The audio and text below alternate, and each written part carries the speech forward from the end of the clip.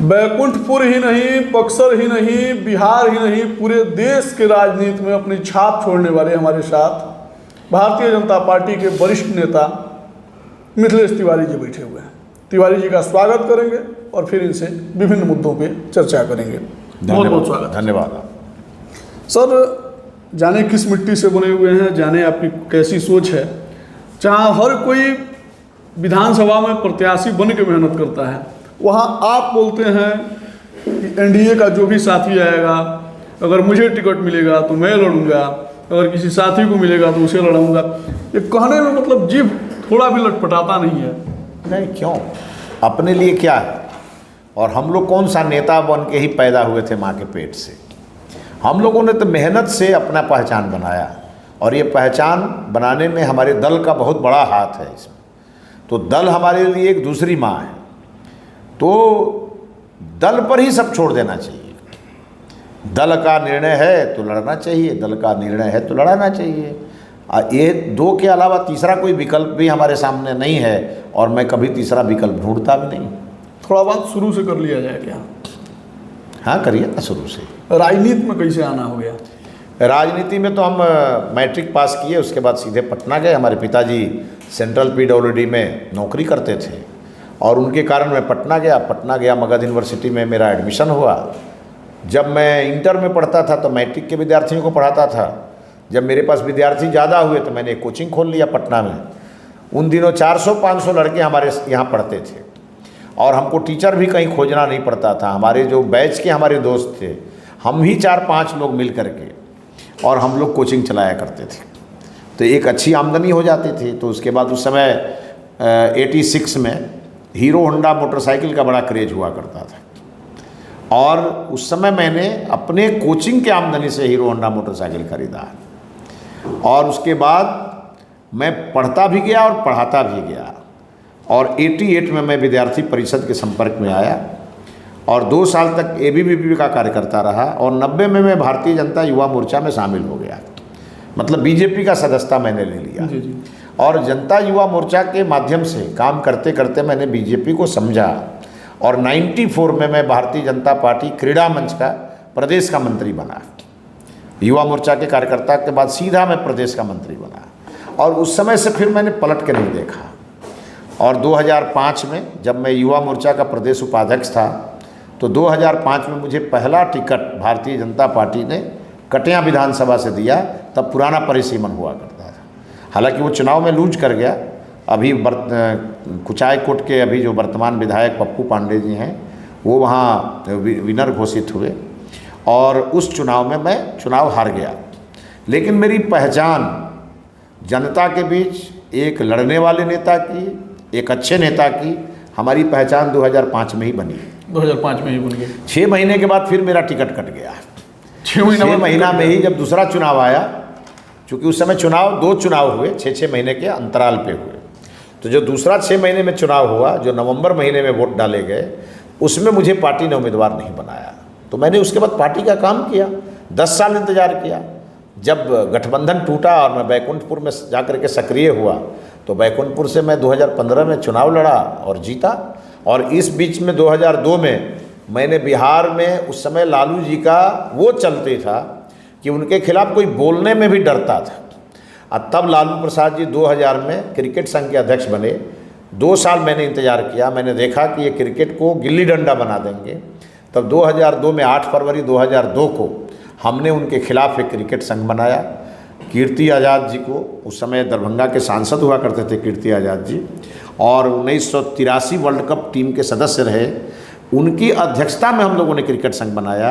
मैं उसका general secretary बना, और 10 साल तक बिहार के क्रिकेट के लिए लालू जी से मैंने संघर्ष किया, और आज अंततः बिहार को पूर्णतः मान्यता थी। पहले बिहार के लड़के रणजी ट्रॉफी नहीं खेलते थे, और बिहार का पूरा क्रिकेट झारखंड से चलाया जाता था। तब कई वर्षों तक एक कोऑर्डिनेशन कमेटी बनी थी, जिसका मैं कन्वेनर था, और बिहार के लड़के मेरे नेतृत्व में खेला करते थे। तो मैंने क्रिकेट भी चलाया, मैंने कोचिंग भी चलाया, और मैंने छात्र की भी राजनीति की, और आज मैं बीजेपी का राजनीति कर रहा हूँ। अच्छा, मिथिलेश तिवारी जो पढ़ने में बेहतर थे, मिथिलेश तिवारी के पिताजी जो थे गवर्नमेंट जॉब में थे, जाहिर सी बात है कि पिताजी भी चाहते होंगे गवर्नमेंट जॉब में जाएं, लेकिन तिवारी जी डायरेक्टली एकदम मतलब एक जीनियस, एक इंटेलिजेंट स्टूडेंट होने के बाद सीधे राजनीति में, ऐसा क्या वाकया हुआ कि आप? देखिए, मेरे मन में शुरू में पुलिस का ऑफिसर बनने का मेरे मन में था जी।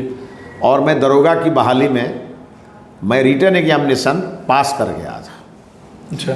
और मैं जब दरोगा की बहाली के लिए गया और मैंने भीड़ देखी लड़कों की, लाइन में बहुत देर जब खड़ा होने का मौका मिला, तो मेरा एक स्वभाव है, मैं बहुत देर तक इंतज़ार नहीं कर सकता है। और मैं उस लाइन में खड़ा रहा और 1-1.25 घंटा के बाद मैं लाइन छोड़ के चला आया और मैंने उसी दिन तय कर लिया कि अब जीवन में नौकरी नहीं करूँगा।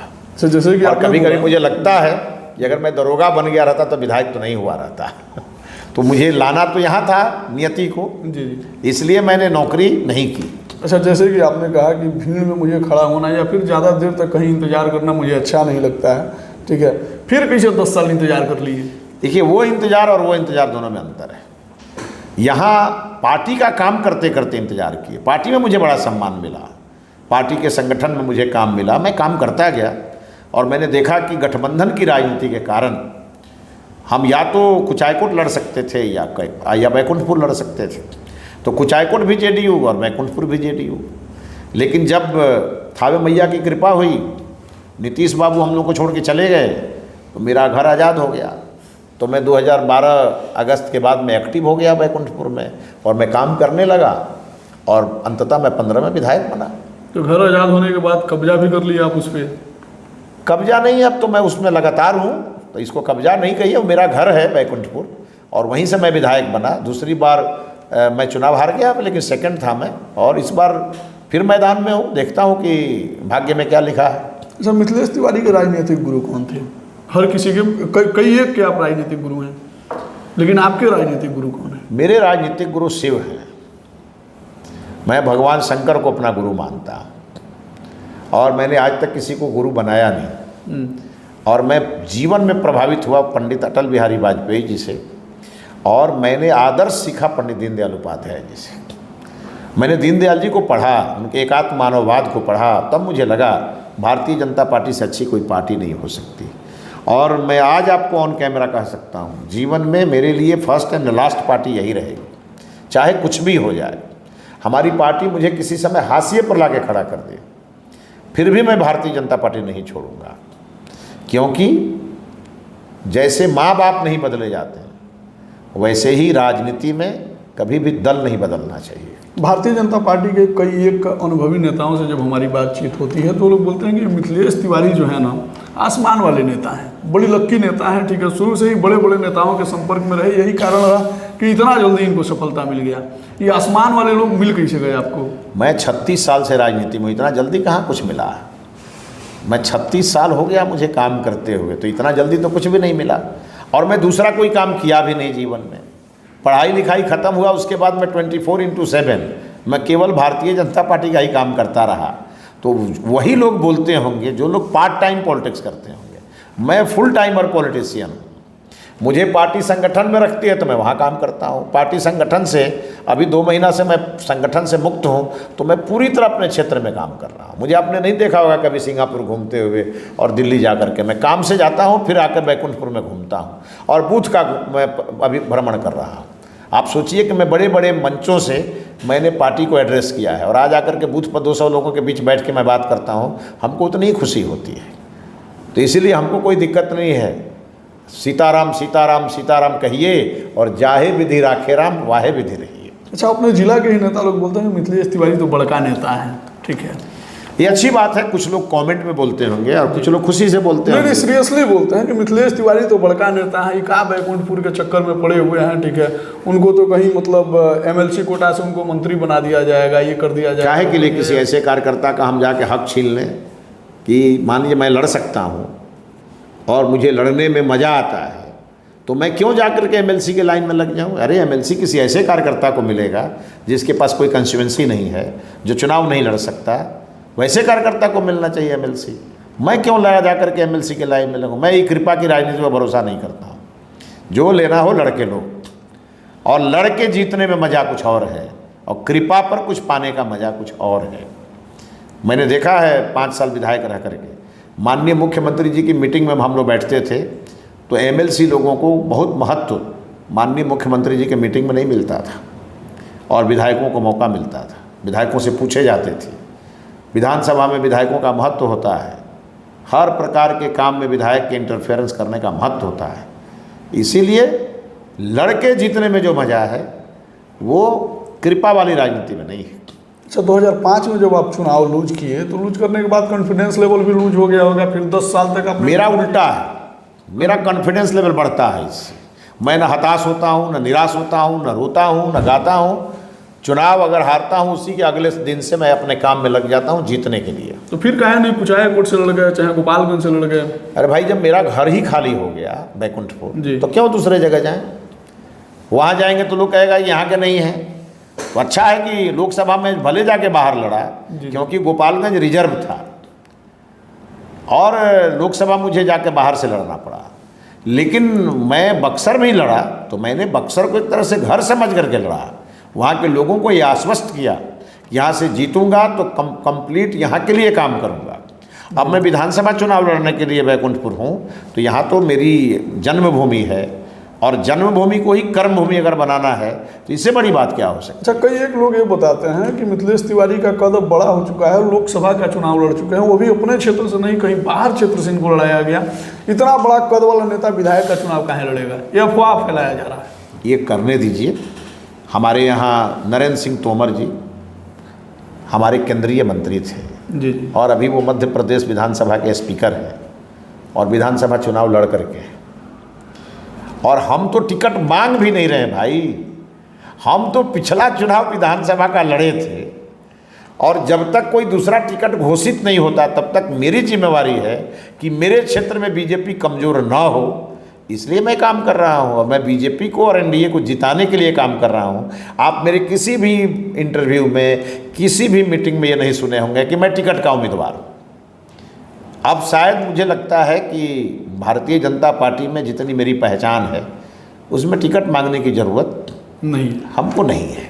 अच्छा, मजबूत लोगों के कई एक दुश्मन तो यूँ बन जाते हैं कि काफ़ी बरियार बा, गाड़ी से घुमाता है, एकरा पीछे शासन प्रशासन बा, हर जगह से मजबूत है, और कई लोग मतलब ना साथ आपके बैठ सकता है ना आपके लेवल का है, उसके बावजूद भी दुश्मन आपका बन जाता है। ऐसे लोगों के लिए क्या कहेंगे? उन लोगों को यही कहेंगे कि आप हमसे बड़ी लकीर खींचिए, जी जी, हमारी लकीर को छोटा करने का प्रयास मत करिए। जो लोग आपके पार्टी में नहीं है वो लोग आपका टिकट नहीं, मैं सबको कहता हूँ कि ये पहचान कोई मैंने अपने पिताजी के कारण नहीं बनाया है, ये पहचान मेरी खुद की बनाई हुई पहचान है और यह पहचान मेरी अभी और बड़ी होगी। मैं न रुकने वाला व्यक्ति हूँ, न झुकने वाला व्यक्ति हूँ, न टूटने वाला व्यक्ति हूँ। सर, चुनाव जीतने वाले लोगों को लोकसभा का टिकट नहीं मिलता है, आपको हारने के बाद लोकसभा का टिकट मिला, ठीक है। मिथिलेश तिवारी जाएंगे कहाँ? अगर मान लीजिए इस बार अगर विधायक बन जाते हैं, पार्टी विश्वास जताती है, आपको टिकट देती है, बैकुंठपुर लड़ते हैं, हालांकि आप तो घूम ही रहे हैं, ग्राउंड पे एकदम पूरा कंपेनिंग कर रहे हैं दबा के, तो अगर विधायक आप बन जाते हैं तो फिर अगला कड़ी क्या होगा? मंत्रिमंडल वगैरह में जगह वगैरह मिल जाएगी? आगे का तो पार्टी देखेगी। मेरा काम है, जो आज काम पार्टी ने दिया है उसको मुझे करना है, आगे का काम पार्टी तय करेगी। पार्टी जो कहेगी वही मैं करूँगा, मैं तो पार्टी का एक सिपाही हूँ। ऑफ कैमरा जब हम लोग बातचीत कर रहे थे तो आपने बताया कि मुसलमान पहले हमें वोट नहीं करता था, लेकिन अब मुसलमान भी आपको वोट कर रहा है, आपके साथ जुड़ रहा है। क्या कारण है ऐसा? कौन सा मतलब मंत्र वगैरह मार दिए? कई लोग बोलता है कि तिवारी जी मंत्र मार के टिकट ले लेते हैं। नहीं, ऐसा नहीं है। देखिए, अच्छाई जो होती है ना वो एक न एक दिन लोगों के समझ में आती है। मैं 5 साल विधायक रहा, अब 5 साल से वहाँ राजद का विधायक है। राजद को टूट के मुसलमान भाइयों ने वोट दिया, राजद को टूट के यादव भाइयों ने वोट दिया। आखिर क्या कारण है कि आज एम और वाई दरक रहा है राजद से और वो हमारे साथ खड़ा हो रहा है और एक ही बात कह रहा है? आप सभी लोगों को हम लोगों ने देख लिया, सब में आप ही अच्छे हैं। ये बात सोचिए, सुन के कितना अच्छा लगता है। और मैंने अपने राजनीतिक जीवन में एक हमेशा से लाइन तय करके रखा है कि अगर कोई वोट नहीं भी देता है या कोई अगर आपका प्रतिद्वंदी भी है तो वो दुश्मन नहीं होना चाहिए, इंतज़ार करना चाहिए। आज वो बेवफा है, हो सकता है कि कल वही वफा करे, इसलिए उसका इंतज़ार करना चाहिए। और मैं इंतज़ार करने वाला व्यक्ति हूँ, मैं धैर्य से काम करने वाला व्यक्ति हूँ, मैं किसी परिस्थिति से घबराने वाला नहीं हूँ। इस नाते मुझे आज अच्छे रिजल्ट मिल रहे हैं, उन लोगों का समर्थन मिल रहा है जिनका समर्थन शायद बीजेपी के बैनर तले अन्य जगहों पर नहीं मिलता है। जी जी।